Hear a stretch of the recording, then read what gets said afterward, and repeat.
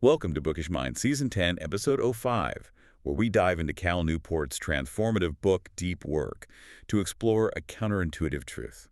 To achieve profound focus, you must first learn to embrace boredom. Okay, let's really unpack this.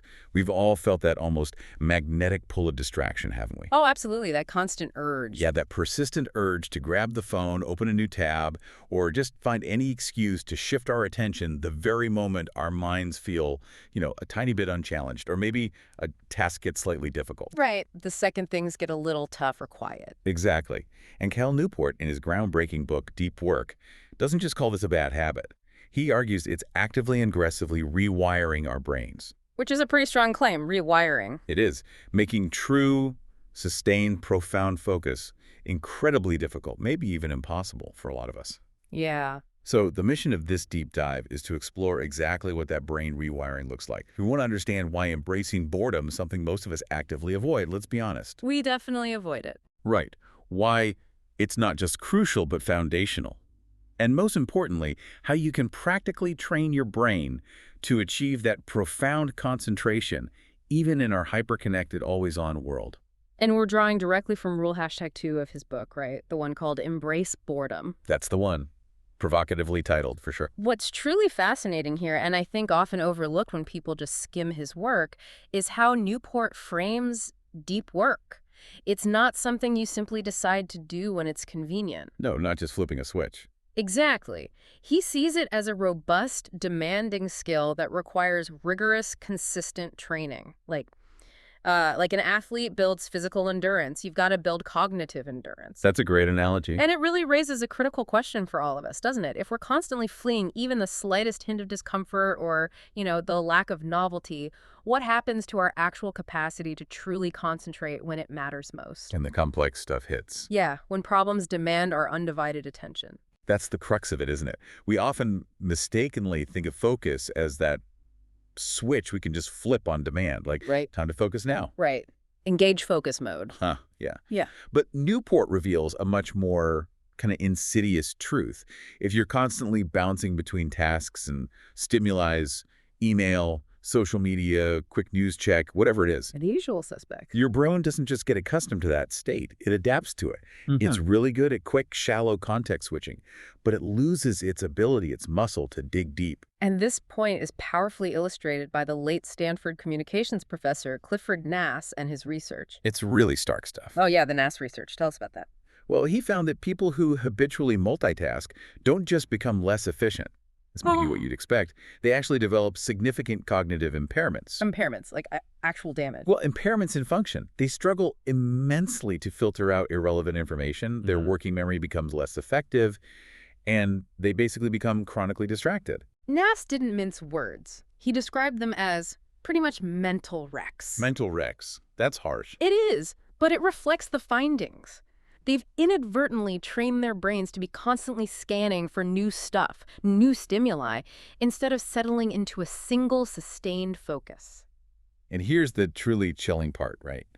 The real kicker from Nass's work. Yeah. When these chronically distracted individuals, these mental wrecks, were asked if they could laser focus when needed, they insisted with total confidence, oh yeah, absolutely, I can focus when I need to. They believed it. They fully believed it. But NASA's research showed a totally different reality. They had developed these deeply ingrained habits of mind that made deep focus impossible for them. So they couldn't actually do it, even though they thought they could. Exactly. They were, as Nass put it, suckers for irrelevancy. Their brains were just drawn to the new thing constantly. The belief was there, but the neural pathways had already been rewired against it. It was an illusion of control. Wow. So if we connect this to the bigger picture, what Newport's saying, it means every single time we instinctively relieve a moment of potential boredom. Like waiting in line at the grocery store. Exactly. Or sitting alone in a quiet room, or even just a lull in a conversation. That quick glance at the phone. That quick glance. Every time we do that, we're actively reconfiguring our brain. We're teaching it, reinforcing the idea that any discomfort or lack of immediate stimulation should be instantly fixed with external novelty. So we're making our brains unprepared for the hard stuff. Utterly unready for deep work. Even when you block out dedicated time for it later, that immediate gratification, that tiny dopamine hit from checking your phone, It actively undermines our long-term cognitive endurance. You're basically eroding the very capacity you need for profound thought, bit by bit. Exactly. Inadvertently. So, okay, what's the real takeaway here then? Newport's core message seems crystal clear. Yeah, I think it is. Improving your concentration isn't just about, like, scheduling focus blocks in your calendar. You have to simultaneously and quite deliberately wean your mind from its deep dependence on distraction. It's an ongoing battle. It really is an internal battle you have to win daily, sometimes moment by moment, not just, having a digital detox day once a week. Right. And this whole concept is underpinned by this powerful idea that consistent mental strain, the kind that really pushes your cognitive limits, that's what builds mental muscle. Muscle. I like that. There's a compelling example of this from Adam Marlin, a member of the Honey Ness's Yisrael synagogue. He started rigorous Talmud training relatively late in life. Okay, Talmud training, that sounds intense. It is. It involves intense memory recall, complex logical deduction, sustained intellectual engagement with really intricate texts. Yeah. His rabbi emphasized it was about pushing mental capacity. And what happened? Marlin found that this daily, cognitively stretching practice dramatically improved his ability to think deeply. Not just with the Talmud, but it led to significant creative insights in his business. Oh, interesting. So it transferred. It totally transferred. Yeah. His experience strongly highlights that intense concentration isn't a gift you're born with. It's a skill. It has to be trained rigorously over time, like a demanding physical practice.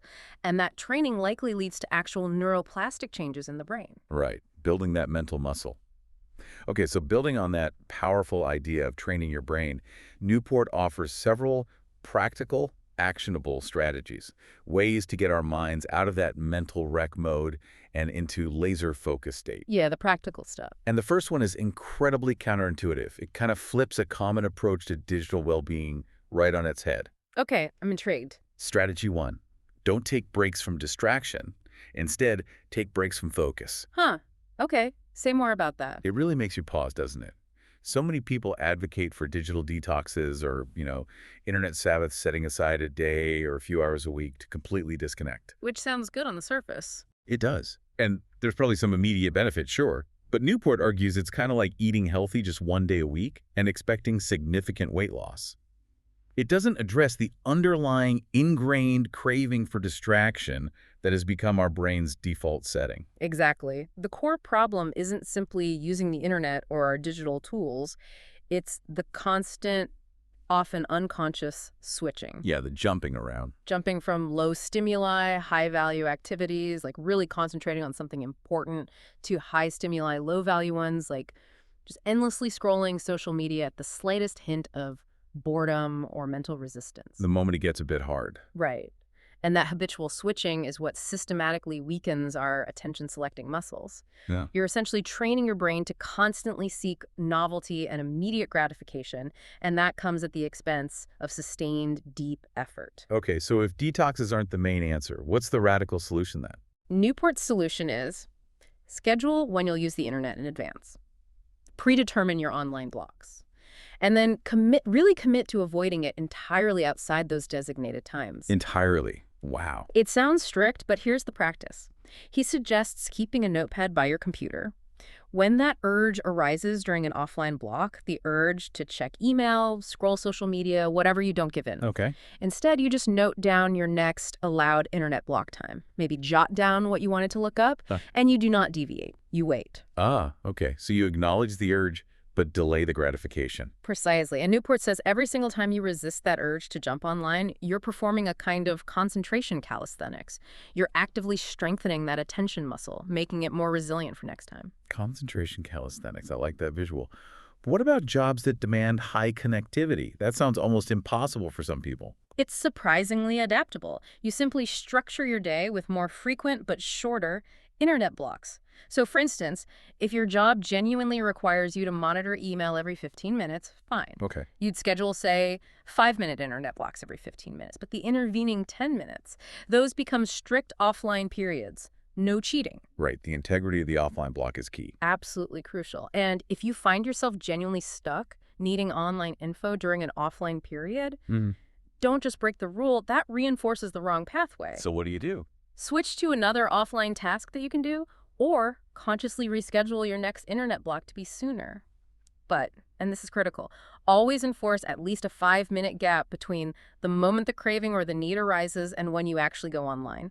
That little gap. Why is that important? That deliberate gap separates the craving from the reward. Yeah. It breaks the immediate stimulus response loop. It powerfully reinforces your brain's ability to resist impulsive switching. That makes sense. And this isn't just a work strategy, right? You mentioned applying it at home, too. Definitely. If you find yourself mindlessly glued to your phone at home, scrolling Instagram instead of being present, apply the same rule. Schedule your phone time. Because the brain doesn't care if it's work distraction or home distraction. Exactly. A distraction habit is a distraction habit. Allowing truly time-sensitive communication is obviously fine, like a quick text about coordinating something.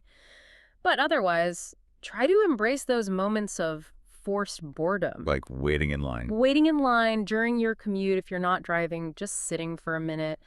That simple act of waiting and just being with your thoughts, maybe letting your mind wander productively or actively engaging with a single problem without external input. It's concentration training. It's incredibly valuable and often totally neglected concentration training. It feels kind of novel in modern life, right? Just being bored for a minute. But it's profoundly powerful for regaining control of your attention.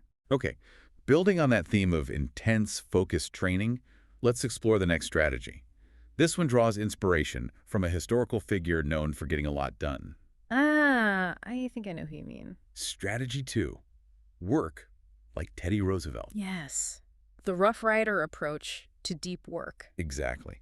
Imagine wanting to impress the elite Nuttall Ornithological Club with your bird knowledge as a Harvard freshman, like young Theodore Roosevelt did. While also doing everything else he did. Right. He was a whirlwind of varied interests. Boxing, bodybuilding, naturalism, studying.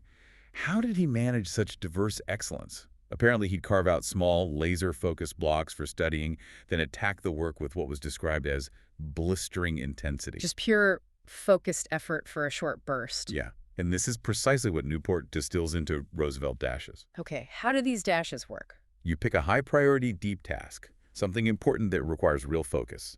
Then you estimate how long it would usually take you. Okay, say 3 hours. Right. Then you set a drastically reduced, almost uncomfortably tight, hard deadline. Maybe 90 minutes instead of 3 hours. Ooh, okay. Pressure's on. Big time.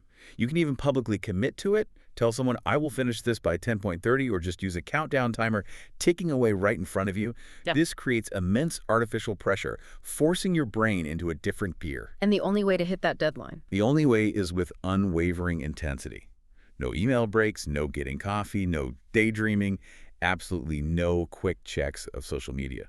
It's like high-intensity interval training, HIIT, but for your brain's attention centers. Short, powerful, maybe even slightly painful bursts of focus. Exactly. And as an inherent bonus, it's entirely incompatible with distraction. You simply don't have time for it. Every single time you succeed in hitting that crazy deadline, you've not only completed a task efficiently, you've actively practiced and reinforced resisting that pervasive urge for novel stimuli. You've trained your focus muscle. And this process, done regularly, systematically, and quite rapidly, increases your achievable concentration level, right? That's the idea. By consistently pushing the edge of what feels feasible, where you can just barely meet the deadline with maximum effort, you're actively strengthening your deep work muscles. So after a few months of consistently applying these Roosevelt dashes, your ability to focus, to sustain intense mental effort, it should be profoundly transformed. Yeah, enabling you to accomplish significantly more in less time than you ever thought possible. Pretty cool. Very cool. Okay, what's next? Our next strategy is called meditate productively. And this one cleverly leverages time you're already spending physically occupied, but mentally free. Like walking the dog, jogging, maybe the commute. Exactly, or even taking a shower. We all have those moments, right, where our bodies are kind of on autopilot, but our minds are free to wander or be directed. Okay, so what's the productive part? The goal here is to deliberately focus your attention on a single, well-defined professional problem during these periods. Instead of just letting your mind drift randomly or worry about unrelated stuff? Precisely. Whether you're trying to outline an article, solve a complex proof, refine a business strategy, or crack a tricky coding problem, you consciously bring your attention back to that specific problem whenever your mind wanders or your thoughts seem to hit a wall. Newport did this himself, right, with his books. Yeah, he mentions outlining significant portions of his books while taking long walks. It's about being incredibly deliberate with that otherwise undirected mental time, really harnessing its power for deep thinking. It sounds simple, but I bet it's harder than it looks. Oh, it definitely strengthens your distraction-resisting muscles and sharpens concentration, but it absolutely takes practice. When you first start, your mind will rebel. That's Newport's warning. How so? You'll find yourself chasing totally unrelated thoughts, obviously. Or, maybe more frustratingly, doing what Newport calls looping. Looping. What's that? It's that tendency to just rehash what you already know about the problem, going over the same points again and again instead of truly digging deeper, exploring new connections, or seeking novel solutions. Yeah, like spinning your wheels mentally. Exactly. It's your brain trying to take the easiest path, avoiding the hard, uncomfortable work of real deep thought. So how do you combat that looping or the mind wandering? The key is gentle but firm redirection. When you notice yourself looping or drifting off topic, acknowledge it without judgment. No beating yourself up. Just gently, but immediately, return your focus to the problem at hand. Just bring it back again and again. Right. And to give it more structure, Newport suggests a disciplined approach for these sessions. First, review the relevant variables of the problem in your mind. Get them clear. Okay. Then define a very specific next step question you want to answer right now. Not the whole problem, just the immediate next step. Makes it less daunting. Exactly. Then focus on finding an answer or making progress on that question. Once you do, consciously consolidate those gains.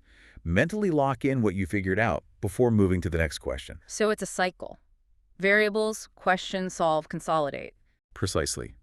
That discipline cycle is an intense, deliberate workout for your concentration ability. It actively pushes you to deeper levels of sustained thought rather than just superficial looping. Interesting. It turns commute time into potential deep work time. Exactly. Okay, finally, we arrive at the last strategy, strategy 4. Memorize a deck of cards. Okay, now that sounds unusual. How does memorizing cards help with deep work? I know, right? It might sound completely off the wall like some kind of party trick, but Newport argues it's incredibly effective.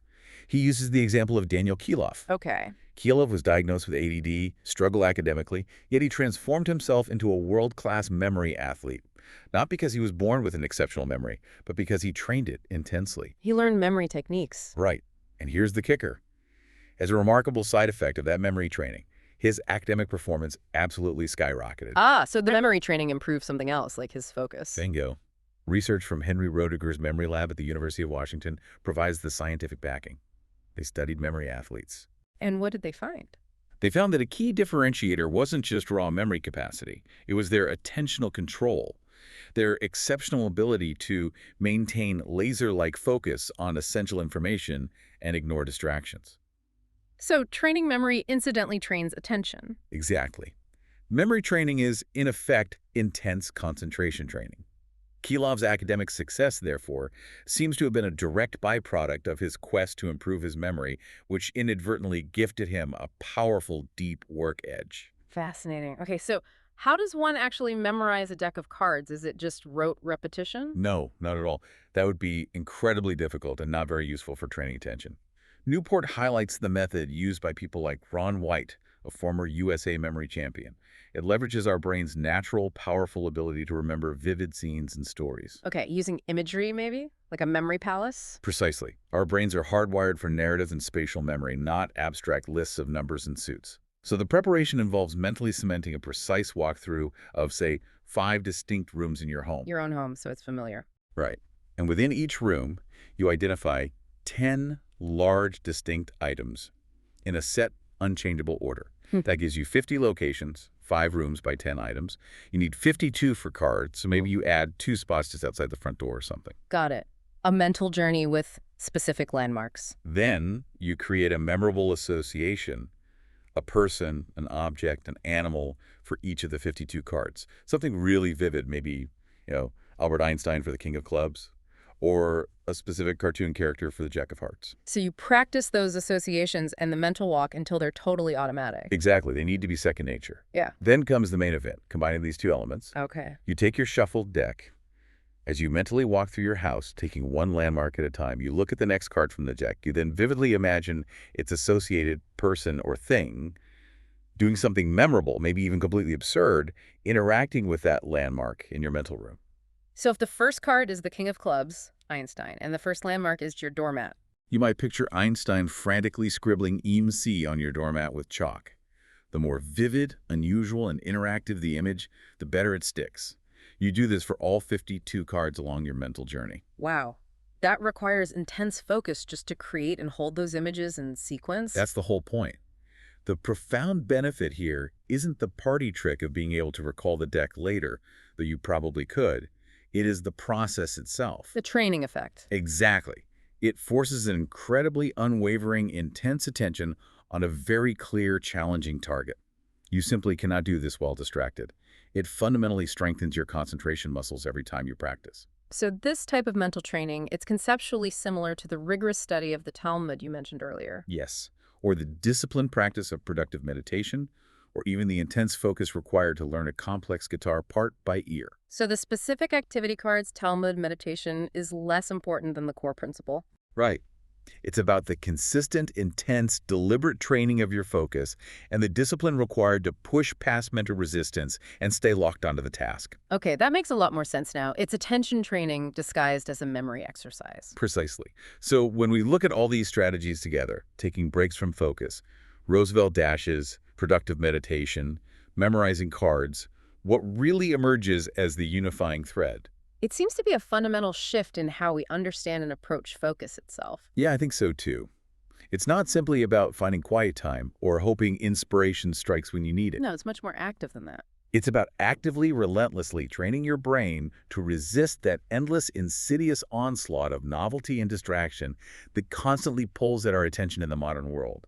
It's a continuous, deliberate effort to reclaim your most precious cognitive resource, your focus. It really is about recognizing that every single time you choose to sit with a moment of natural boredom, just sit there. Instead of reaching for the phone. Instead of reaching for the phone. Every time you push through that almost overwhelming craving to switch tasks or check something quickly, you are actively building a stronger, more resilient mental muscle. Little by little. Little by little. And this, ultimately, is what truly frees you. It frees you to achieve deeper levels of work, to unleash genuine creativity, and to cultivate profound insight. You're not just avoiding distraction, you're proactively cultivating the antidote to it, building an internal fortress against the constant noise. An internal fortress. I like that.